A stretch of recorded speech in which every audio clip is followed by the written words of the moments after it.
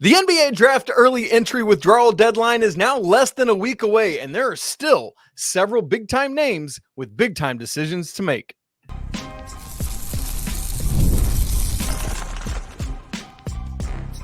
You are Locked On College Basketball, part of the Locked On Podcast Network. Your team every day. Hey there, what's up? Welcome into the Locked On College Basketball Podcast, the only daily national college hoops show out there. Happy Friday, everybody. Let's make it a great weekend. We're your hosts. This handsome gentleman to my side is Andy Patton. I'm Isaac Shade, and you're joining us at The Place to get your college basketball content every single day. We want to thank you for making us your first listen or watch, and a reminder that you can get every episode ad-free on Amazon Music. We want to send a special shout out to all of you everydayers out there and all the members of the Locked On College Basketball Disc.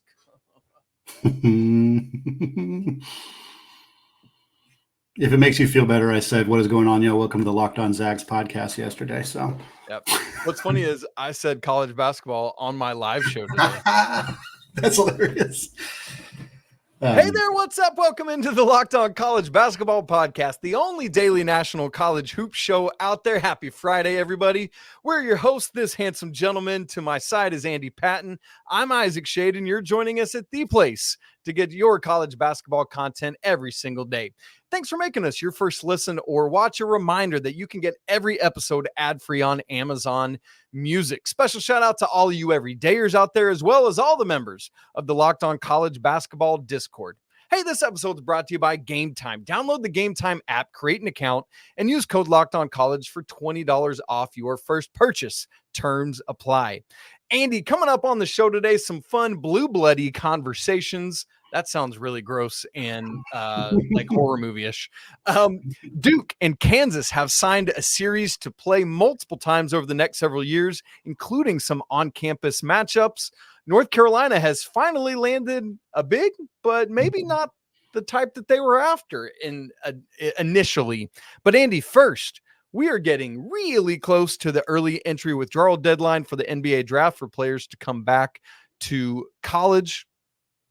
And that is coming up. That deadline is next Wednesday at 11:59 p.m. Eastern time. What Andy and I have done is created a top 10 list of players not in the portal who are, in the NBA draft process right now, meaning they're either staying in the draft or returning to their previous school, and a top 7 list of players who are in the portal, meaning the world's their oyster. They could stay in the draft. They could come back to college, come back to their school, go wherever wants to pay them $8 million in NIL money. So, Andy, here's how we're going to handle this. We're going to do the not in the portal list first. I'm going to give you these 10 names, and I want you to pick the player who would be the most impactful to his team by returning. So the question we're not asking is which of these players is the best, because that'd be easy. We're asking who is like a legitimate MVP person. So, for example, Johnny Furphy is on this list. Hunter Sallis is on this list. Johnny Furphy is a great basketball player, but we think that Hunter Sallis would be more impactful to Wake Forest than Johnny Furphy would be to Kansas. So, Andy, which of these 10 players by returning would be the most impactful to his team? Here you go. Caleb Love, Arizona. Mark Sears, Alabama. Alex Caravan, UConn. Hunter Sallis, Wake Forest. Johnny Furphy, Kansas. Boy, if you pick him after that example I just gave, I'm going to be mad. Walter Clayton to Florida. Matt Morrell, Ole Miss. Peyton Sanford, Iowa. Eric Dixon to Villanova. Or David Jones to Memphis. It's tough because of the qualifications on the question. I think I'm going to give the answer as Eric Dixon. Ooh. Not because he's the best player on this list. I think like Mark Sears and Alex Caravan returning to Alabama and UConn respectively would push them into the conversation as very serious national title threats. Now they both still are, even without said players, which is part of the reason it doesn't make as big of an impact. But if Mark Sears comes back, which I expect that he's going to, that's just a huge addition for Bama. Same with Caravan. But Villanova, and I spoke about this on Thursday's episode for those of you who listens to it, Villanova is in a bad spot right now. Their only returner to their roster who scored more than 1 point per game last year averaged 6.6 points. They got a couple transfers coming in. They're local guys, a guy from Penn, a guy from LaSalle, 2 decent guards. Neither of them were ranked even in the top 150 in Evan Miyakawa's transfer portal rankings. So they're just fine quality additions, but without Eric Dixon, this Villanova team genuinely may not finish in the top 9 in an 11-team Big East conference. This is not a good roster. And Max Shulga leaving for VCU, which is what we talked about on Thursday's show, that's obviously plays a huge role in this conversation. We do know that Neptune and Villanova brought Wooga Poplar onto campus. If they can throw as much money as they can possibly get at Wooga Poplar, that's going to help this team a lot. But right now, this Villanova team, the difference between Dixon and not having Dixon is pretty significant. I just still don't know that they're a very good team with Eric Dixon, and I'm wondering if he's starting to see that and being like, I don't know if I want to come back to a team that I'm not sure is going to be very good. But without Eric Dixon, this Villanova team is in serious trouble. And I think the of all these players here, the one that most impacts their program by not returning, in my mind, is Eric Dixon. That's a great answer, Andy, and one that I don't think a lot of people would expect either of us to give, but I'm right with you. In fact, that was my number 1, so I'm going to go to my number 2. And by the way, I love that we're not just asking the question, who do we think's coming back versus who's not? Yeah. Like, that's the obvious question. So I love this. I'm with you about Mark Sears and Alex Caravan. I think that clearly puts them into like top 3 status if they're not there already. But the difference in those two teams between 3 to top 10 is vastly different than Villanova with or without Eric Dixon. And so in that same brain, my 2 and 3 are between Hunter Sallis and Caleb Love. Because of the Caleb Love experience that we often talk about, despite him being the reigning Pac-12 player of the year, I think I got to go with Hunter Sallis, Andy. Yeah. And I know I used him in the example, but maybe that's because he was on my brain as my second answer. And I know because we talked about it on the show that they've brought in Tyler Johnson from Louisville that projects to maybe be this 4th straight big time guard transfer for Steve Forbes' team. But what he is a 6 foot, 160 pound guy. Yeah. The way that Hunter Sallis transforms this team is insane to me, especially with bringing in Johnson, but also Omaha Billieu from Iowa State. I just think Sallis could be like challenge a player like RJ Davis for ACC player of the year. Like, I think he is that impactfully good for Wake Forest. I'd be surprised if he returned to school personally, but I do agree with you that he's a huge impact guy. This is a team that already lost. Andrew Carr goes to Kentucky in the front court. They lose Boopy Miller. He goes to SMU. So they're already kind of down a few guys. And it really, I think, I like Tyler Johnson. I like Billieu. I like some of the additions they've made. But the difference between this team right now, as they are currently constructed with or without Hunter Sallis, definitely feels like one of the biggest on this list outside of Eric Dixon and maybe a few others, but Sallis is a highly impactful guy. And Isaac, I want to look at the guys who like you said, the world's their oyster. They got every option in the world. They can go to the NBA draft. They can return to their school if their school will still have them, or they can go transfer somewhere else because they are currently in the transfer portal. And I'm same thing here, Isaac. I'm going to rattle off these 7 names. Okay. You tell me who you think is going to have the biggest impact effectively just on college basketball if they choose to return to college basketball. And we can kind of then maybe talk about 1 or 2 of these guys and what schools are maybe connected to them or could be connected to them and how that might shake out. So we got Trevon Brazile, who was last at Arkansas in the transfer portal, of course. Coleman Hawkins, last at Illinois. Jaxon Robinson, last at BYU. Arthur Kaluma, who was last at Kansas State. Jameer Watkins, who was last at Florida State. JT Toppin, big man who was last at New Mexico. And then Cam Christie, a guard who was last at Minnesota. Who stands out to you as like the player who would most impact college hoops if they came back? Andy, what's funny is this one is harder for me than the first list. I don't like, and I wonder if that's because we already know the role and what the player looks like for their former team. Yeah. Whereas it's like, oh man, dream of the possibility with a new school. But this list is very enticing to me. And so I actually have a tougher time deciding on this one. I'll only give one, but I'll say I was deciding between Brazile, Jameer Watkins, and JT Toppin. Yeah. That was the 3, like, but I could argue for legitimately any of these 7 guys. And ultimately, I'm going to go with Jameer Watkins.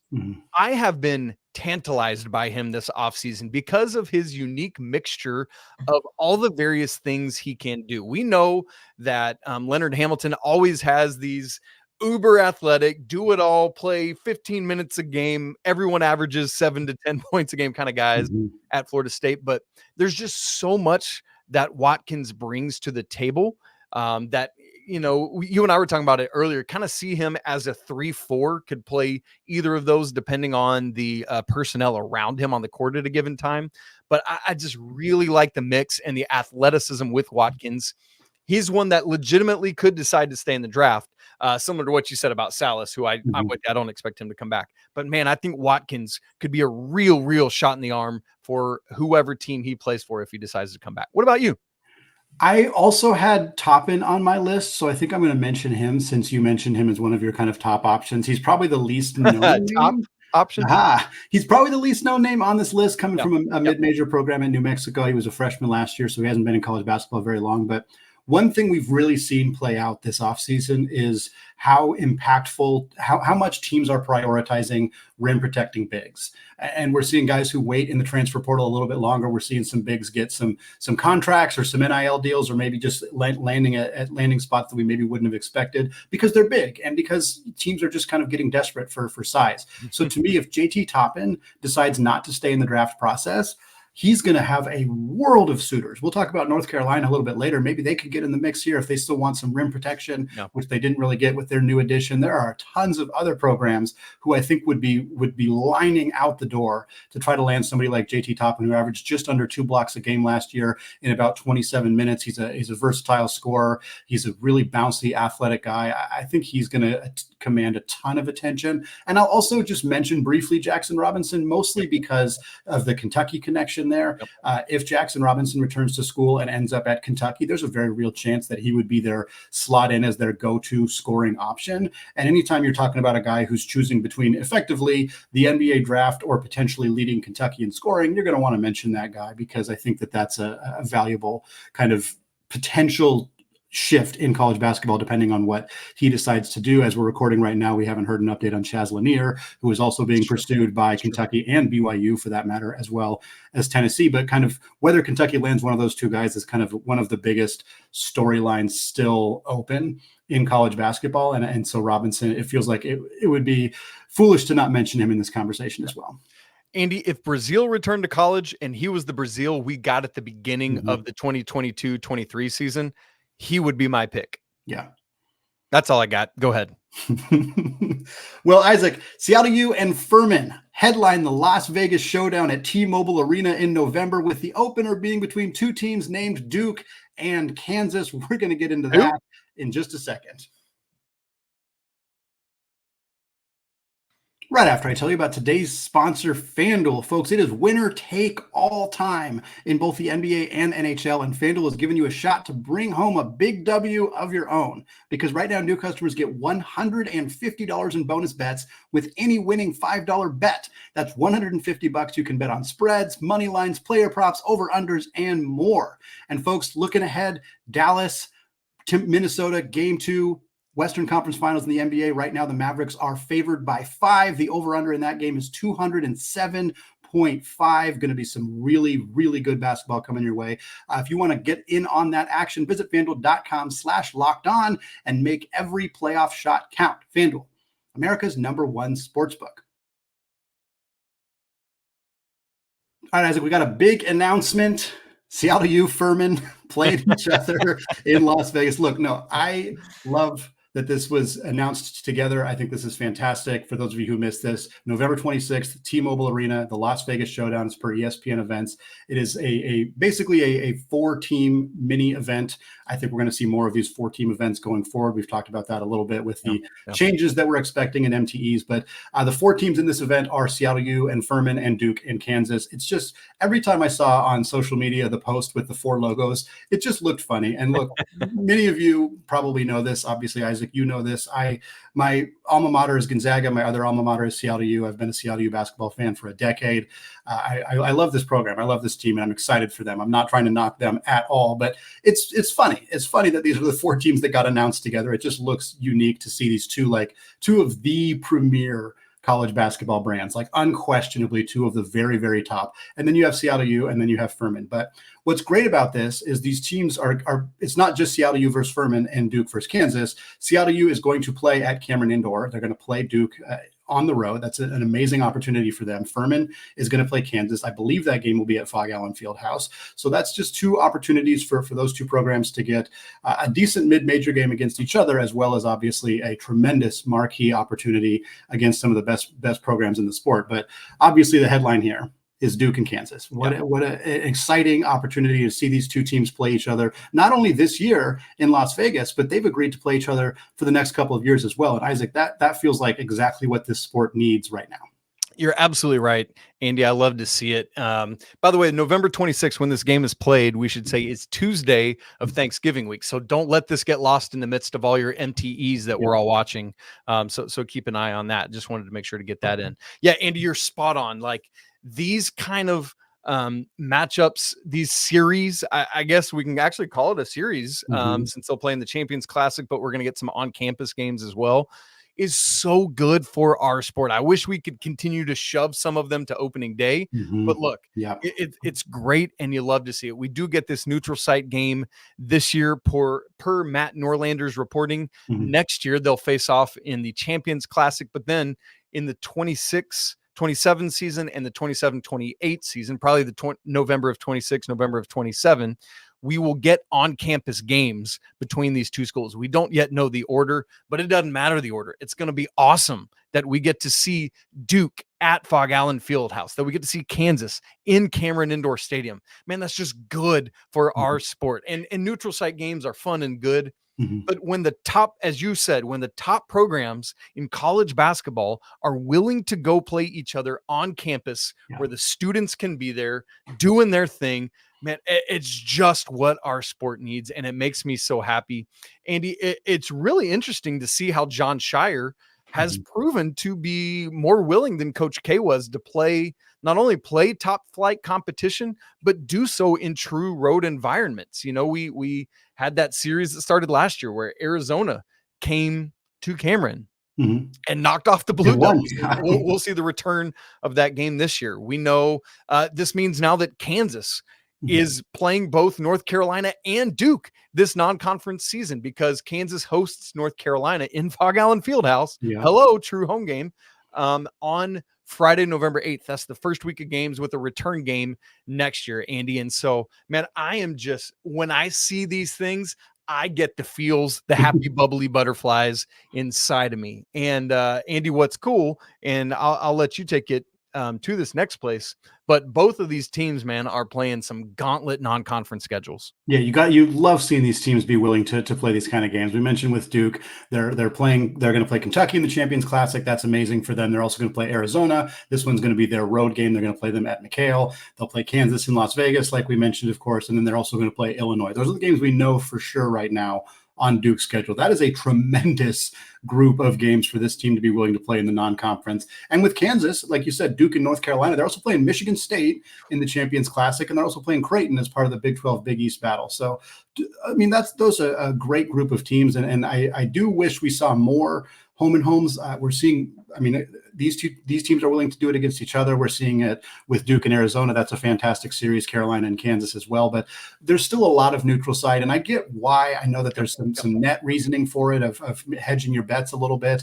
When power conference teams do that, I'm like, like Arizona and UCLA just agreed to what's going to be a neutral site series. And I'm like, okay, first of all, you guys just played each other at home for the last 100 years. So I don't see why you can't continue to do that. And also UCLA's in the Big 10, Arizona's in the Big 12. You don't need to be grappling over tiny differences in the net rankings between playing these teams in difference. It just doesn't matter. It just doesn't matter. And I don't want to bogart this conversation to complain about that, because Duke and Kansas are doing it. They are playing some of these marquee games, and we are starting to see it happen. And I think if it continues to happen, it's nothing but a good thing for the sport. And so I'm hopeful that we'll continue to see early season games. I love that game with Carolina is scheduled on November 8th. That's an amazing thing, especially in the era where, both Kansas and Carolina are going to look a lot different next year. Both those teams are going to be pretty different rosters, and I'm excited to see them get that opportunity to square off early in the year. And this series here with Duke and Kansas is going to be just absolutely amazing. Like you said, Tuesday, I don't think anybody's going to forget about Duke-Kansas game. I don't think we got too many concerns about people missing that one, but definitely a really good start to that feast week series of games. And let's keep in mind with Duke's non-conference schedule, we don't yet know the opponents, the matchups for the ACC SEC championship or tournament. Excuse me. Obviously, they won't play Kentucky because they have them in Champions Classic. Right. But can you imagine they'll probably get Bama? Duke, Alabama. That's exactly what I mean, there's lots of good possibilities there. Wow. I don't remember who. I mean, maybe that was the matchup last year. I can't remember off the top of my head, but would have to go back and look. But regardless, Duke still has an SEC opponent to come to their schedule that we're going to watch out for. Andy, should be a lot of fun. Now, we just talked some about North Carolina, and early on Thursday, we learned that they have finally landed a big guy, but not the anchor we've come to expect in the Tar Heel system. Who is it, and what does it mean for the Tar Heels going forward? All of that coming up in just a second. Right after I tell you about Game Time. Andy, I don't know about you. I'm stoked for the NBA playoffs going on right now. Foul up 3. Wouldn't it be cool to go to a game, even on a whim? Well, good news. Prices on the Game Time app actually go down the closer it gets to tip off. With killer last minute deals, all in prices, views from your seat, and their lowest price guarantee, Game Time takes the guesswork out of buying NBA tickets. Andy just talked about game 2 up in Minnesota, multiple seats in the upper ring for under $200 for that game. I found one, Andy, at $161 to get in the door. Man, that's awesome. Or closer to me, I could go to the game 3 in Dallas and a little bit pricier, but still you can get in for under $200. I should jump on that. And I don't know about you all, but I often worry about my tickets being bogus. But with Game Time ticket coverage, I could show up to Dallas with confidence because Game Time has the most flexible customer service policy in the ticketing industry. I love that peace of mind. So take the guesswork out of buying tickets with Game Time. Download the app, create an account, and use code LOCKEDONCollege for $20 off your first purchase.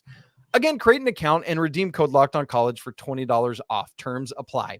Download the Game Time app today. Last minute tickets, lowest prices guaranteed. Andy, in the middle of reading that ad read, I finally remembered that it was Duke that went to Arkansas for the ACC SEC Challenge last year. Bud Walton Arena was rocking, and the Razorbacks got a 5-point win and then didn't do very much the rest of the year.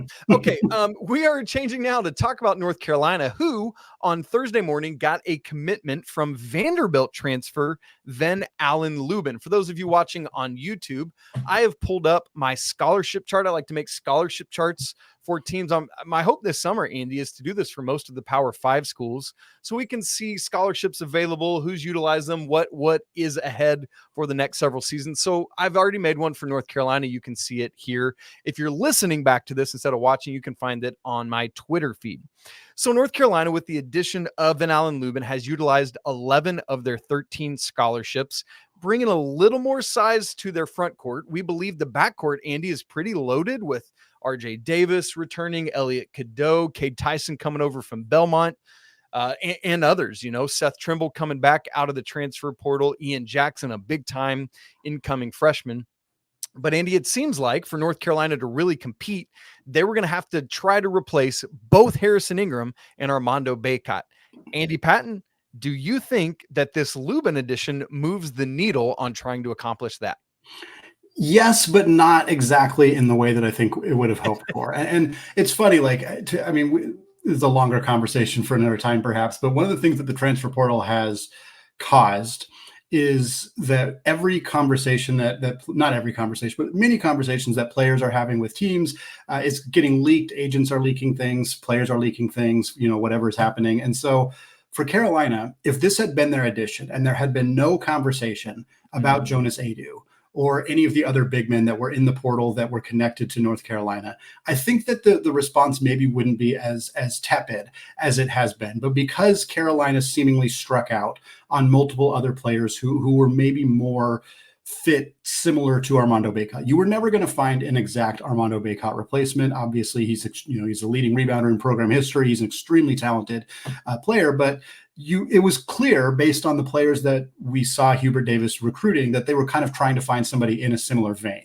And then they kind of have to pivot now, and they go with somebody in Lubin who isn't quite the same player. He's a back to the basket scorer. He's not as good of a rebounder. He's not the rim protector or just the kind of stout anchor defensively that Bacot was.